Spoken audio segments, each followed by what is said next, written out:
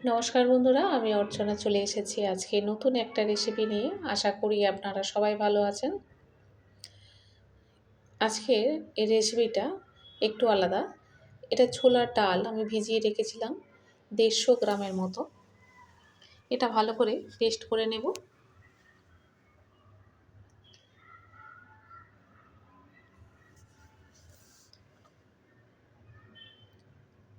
এর মধ্যে দিয়ে দেব 2টো কাঁচা লঙ্কা আর অল্প একটু আদা। সব একসঙ্গে ভালো করে একটা পেস্ট বানিয়ে নিতে হবে। পেস্ট হয়ে গিয়েছে। এবারে অন্য একটা পাত্রের মধ্যে ঢেলে নিচ্ছি।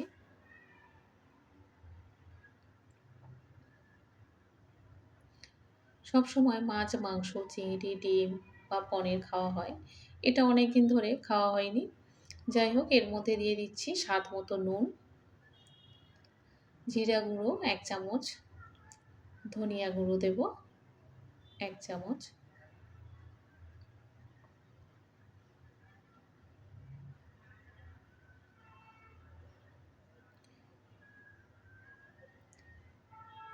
এটা ভালো করে ফেটিয়ে নিতে হবে।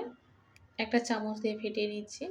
এর মধ্যে একটু হলুদ দিতে হবে, সেটা দেওয়া হয়নি যদিও আগে। দিয়ে দিলাম হলুদের গুঁড়ো 1.5 চামচের মতো।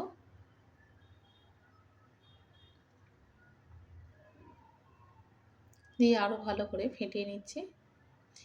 এটা তেলে ভাজবো না, এটা গরম জলের মধ্যে ছোট ছোট বড়ির আকারে দিয়ে দেব। জলটা বেশ ফুটে উঠেছে। এবার লো ফ্লেমে এটা দিতে হবে। বেশি ফুটলে আর যদি আমি বড়িটা দিই তাহলে ডালের বড়িটা ভেঙে যাবে। একদম লো ফ্লেম করে দিয়েছি। জলটা আর ফুটছে না, কিন্তু খুব ভালো গরম হয়েছে। একটা একটা করে বড়ির মতো আমি দিয়ে দিচ্ছি।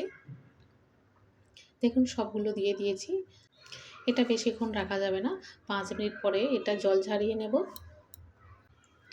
এরপরে অন্য একটা কড়াইতে তেল দিয়ে দিলাম। সরিষার তেল বেশ গরম হয়ে গিয়েছে। ফুলকপির টুকরোগুলো এর মধ্যে দিয়ে দিয়েছি। ফুলকপিটা খুব ভালো করে ভেজে নিতে হবে।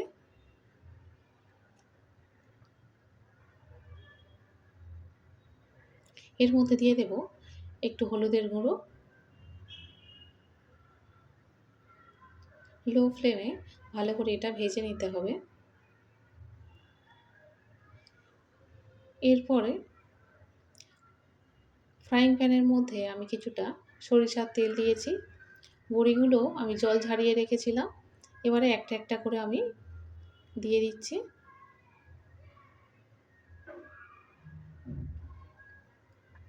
এটা ভালো করে ভেজে নেব। কত সুন্দর হয়েছে বড়িগুলো।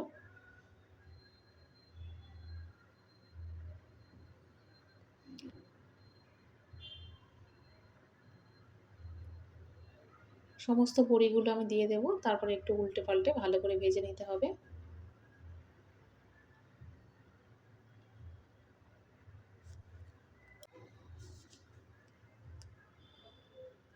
কত সুন্দর হয়েছে, একদম বেশ শক্ত। এটা আমি গরম জলের মধ্যে ভালো করে ফুটিয়ে নিয়েছিলাম। অন্য সময় আমি ভাজা করে নিই। এটা এটা আমি বেশিরভাগ করি, কারণ এটা খুব সহজ, খুব একটা সময় লাগে না। সেই জন্য আমি এভাবে বেশিরভাগ ছোলার ডালের যখন তরকারি করি তখন এভাবেই করি। বড়িগুলো ভাজা হয়ে গিয়েছে। এবার সেই তেলের মধ্যে শুকনো লঙ্কা আর তেজপাতা দিয়ে দিলাম। এরপরে দিয়ে দেব 5 ফোড়ন 1 চামচ।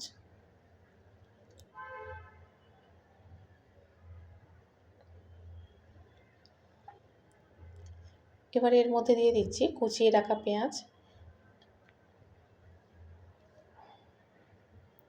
এটা ভালো করে ভেজে নিতে হবে। পেঁয়াজটা একটু ভাজা হয়ে গেলে তারপরে রসুন বাটা দেব। অনেকক্ষণ পেঁয়াজ ভাজার পরে 1 চামচ রসুন বাটা দিয়েছি। একটু কষিয়ে নেবার পরে আদা আর লঙ্কা বাটা 1 চামচ দিয়ে দিয়েছি।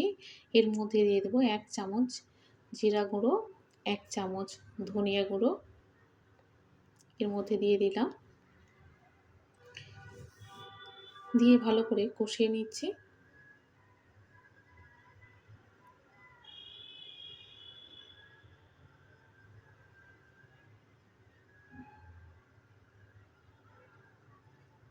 এবার এর মধ্যে দিয়ে দিলাম হলুদের গুঁড়ো 1 চামচ, লাল লঙ্কার গুঁড়ো 1 চামচ, আর অর্ধেক চামচ হিং দিয়ে দিচ্ছি। দেব স্বাদ মতো নুন।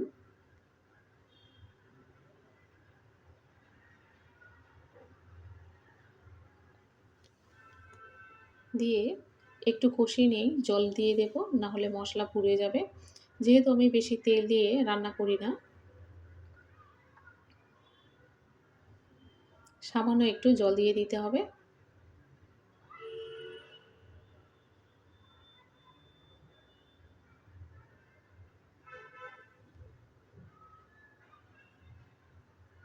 এবারে এর মধ্যে মশলাটা বেশ ভালো করে কষিয়ে নিয়েছি। তারপরে টুকরো করে রাখা আলুগুলো এর মধ্যে দিয়ে দিলাম। আলুগুলো আর আলাদা করে আমি ভাজিনি। এবারে দেব ভেজে রাখা ফুলকপি। আলুটা একটু কষিয়ে নেওয়ার পরে ফুলকপিটা দিয়ে দিয়েছি।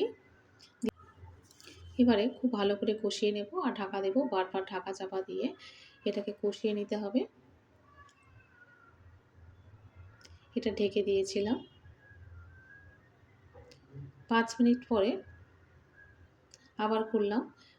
অনেকক্ষণ কষিয়ে নেওয়ার পরে এবার জল দিয়ে দিচ্ছি।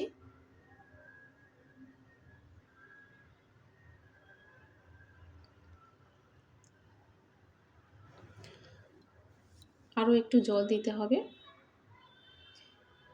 একটু বেশি পরিমাণে জল দিয়েছি, কারণ একটু ঝোল রাখবো, সেই পরিমাণে আমি জলটা দিয়েছি। যাই হোক, 10 মিনিটের মতো এটা ফুটতে থাকবে। দেখুন 10 মিনিট পরে তরকারিটা একদম হয়ে গিয়েছে আর অল্প একটু ঝোল আছে। সামান্য একটু ঝোল রেখেছি। এবারে এর মধ্যে ডালের বড়াগুলো দিয়ে দেব। ডালের বড়া দিয়ে বেশিক্ষণ আমি ফোটাবো না, 5 মিনিট ফুটিয়ে নেব। বড়া ভাজাগুলো এর মধ্যে দিয়ে দিচ্ছি।